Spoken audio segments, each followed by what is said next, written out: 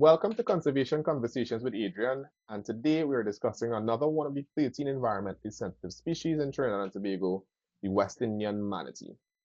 The West Indian Manatee was designated environmentally sensitive in 2005, and since then a lot has changed with the species. So much so that even the taxonomy has been updated because we have a subpopulation that is considered the Antillean Manatee, and a lot more has changed.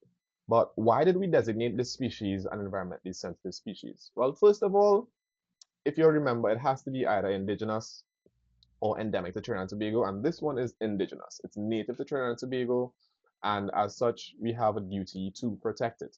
At the time that it was designated, it was going extinct, and not much has changed there. So just consider that over all these 20 plus years, the status of the manatee has been on the further end, closer to red. In addition to that, we are signed up to so many protocols like the CITES, the SPOR protocol, the Convention on Biological Diversity, Ramsar Wetlands Convention, and a whole host of things that require us to provide information and to ensure that we do as much as we can to conserve this species. And those are just three of the five.